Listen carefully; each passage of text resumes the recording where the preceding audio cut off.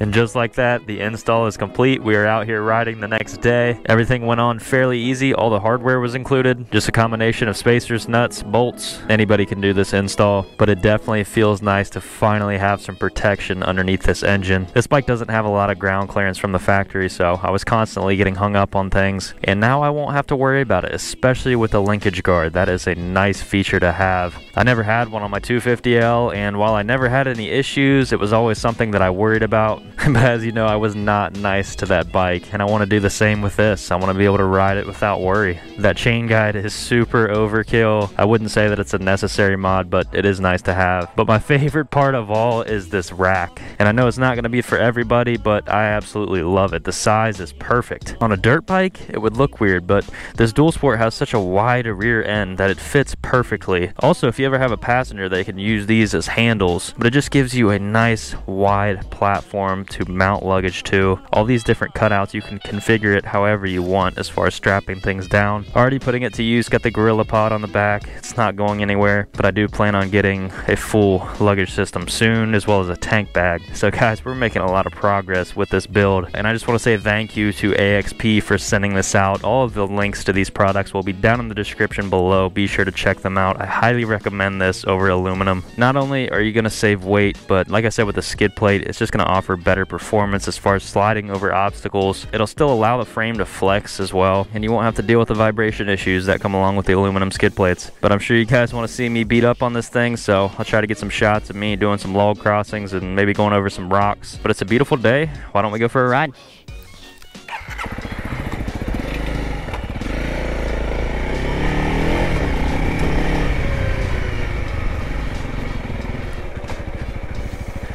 Man, I have not been back in here in a while. Should be a few good log crossings. Man, you can't even see the trail anymore. What the hell? I am disoriented.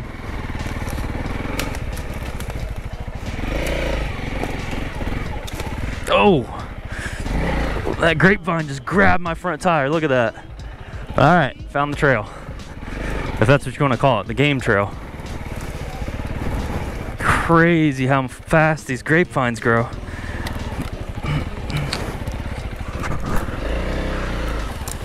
Oh, there we go. There's a good log crossing for you. Before I had the skid plate, I wouldn't think about trying this. I would try to double blip over it so I don't really touch. But now I'm just gonna pop this thing on there. Check that out. It's a beautiful thing. This thing is ready to go to war. I'm gonna really try to bash on this thing. Damn, that was violent. All right, now let's actually try to cross it. First, we'll do it the proper way, using the double blip technique. Beautiful. It's like one of my favorite things to do. Now we'll do it the lazy way. Feeling a little tired, so you just plop her down there and stall it. Whether you're just going slow or you're tired, just plop her down and... But like I said, if you're tired or you just don't have enough run up to do a double blip, sometimes you just gotta treat her rough. I'll do it one more time. Yeah, that smacked off the linkage guard. Ooh, here's another good log crossing here. Let me move that. One more time the proper way. Alright, there's a double log over here that I want to try. Looks like it'd be pretty fun. Gotta watch out though, right next to that tree. I want to bash my handguard off that.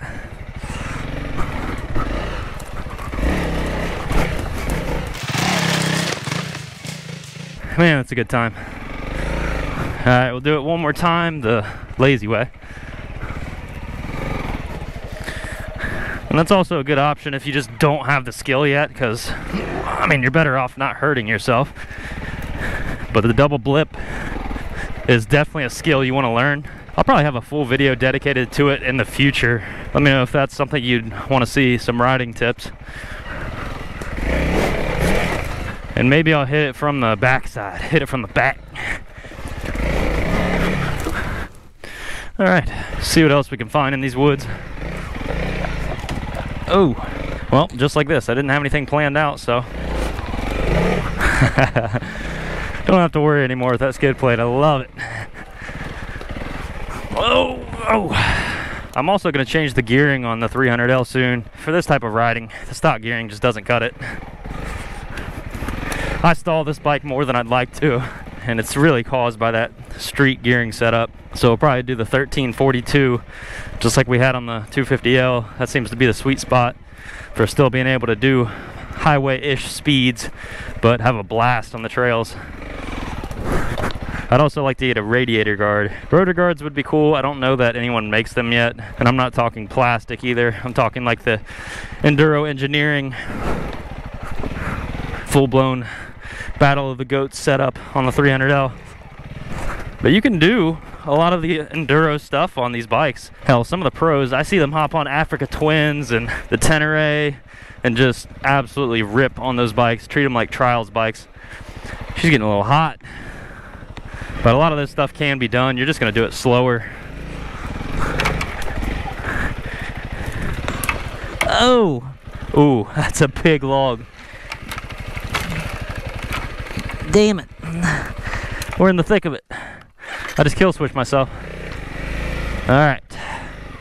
That's a prime example. I don't have a run up, so we're just gonna pop the clutch. I planted that front tire on there so I didn't slam on it too hard. I'll let her down. Oh, damn, that's pretty rough. We're hitting the front of the skid plate actually. And I do like that about the AXP. It comes up pretty high. So you just gotta be easy on the gas here. You don't wanna give it the berries or you're just gonna spin that tire because there's no weight over the rear. So be gentle and kind of give her a push. And we're over. Helps to be tall too. Because once that rear tire gets up there, you're gonna have a hard time touching if you're a shorter guy or gal. But I think we're gonna head to the river and see what kind of adventure we can get into over there.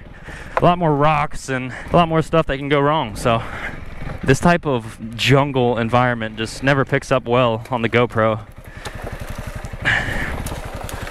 So the river's a lot more wide open, a lot more wet rocks, and yes, we're still in the IRCs once again. Oh, crap. We're gonna hit this sideways. This is kind of fun too, because once you get it down, it's pretty easy to do. But you kind of just pop it and hit it sideways, install it, just like that. And if I wasn't a giraffe, I definitely would have dumped it. That's okay. Ah, man, we are bushwhacking here.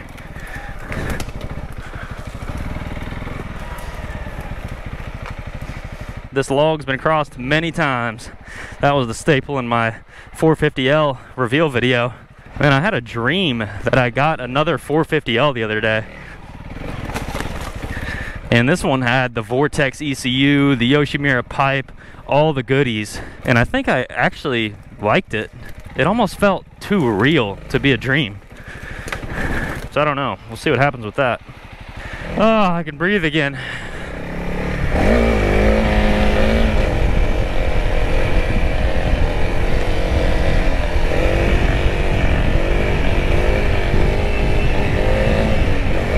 I don't know, should we go through the creek? I'm thinking we should at least give it a try. Doesn't look very high either. Actually, it looks completely dry, probably because there's so much crap in there. I had been keeping it pretty clean when I had the four-wheeler. And there's still a little bit of water. We'll ride through there, why not? Problem is, I just don't have that confidence yet in my leg to be standing up, flying through here. So, hopefully the O'Neill Sierra Pro boot keeps us dry once again. Oh my God.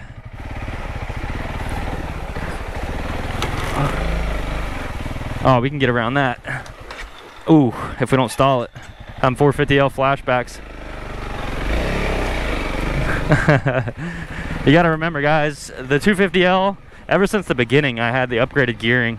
So I'd never had the struggles that I'm having now. But with that bike, it's an easy fix.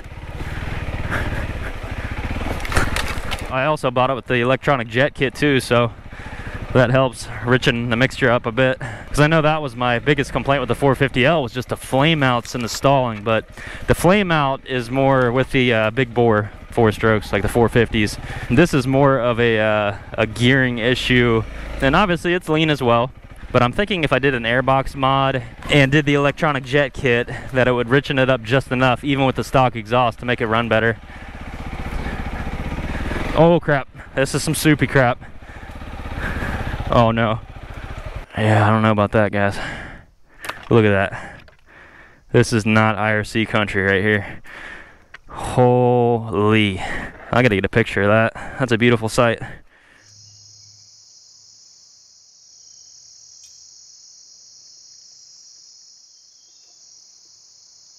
This is gonna be hard to make it over these wet roots. Tell you what, I really don't want to get stuck in here. This bike is too heavy to be doing this by yourself. Oh, come on. Come on. Putting that linkage guard to work again. Oh. God, that's the most annoying thing. I need a button to disable the horn for trail use.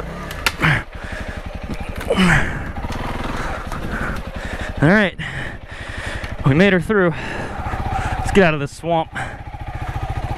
Oh no, don't be burying a hole. I know you're heavy, but come on, baby. Get some grip. Oh my God, I was sweating there for a second. I'm sweating in general, it's hot.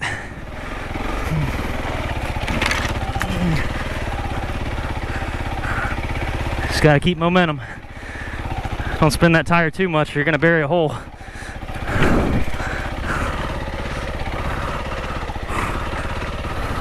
Here's our exit point, but oh my God.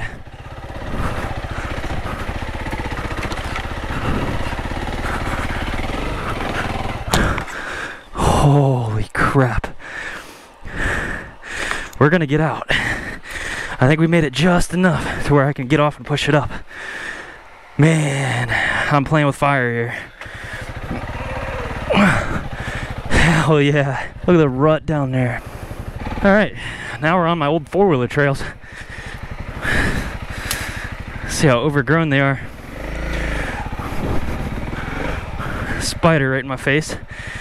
Visor up. That would have been fun. There's logs still here. Hit my old Can-Am tracks and Rubicon tracks. That limb still hasn't fallen yet. I was always worried about riding through here.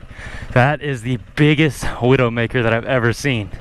That entire limb is holding on just by that little nub.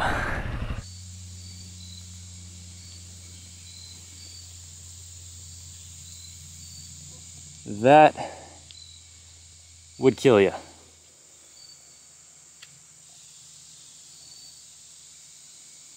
We'll make fast work of it.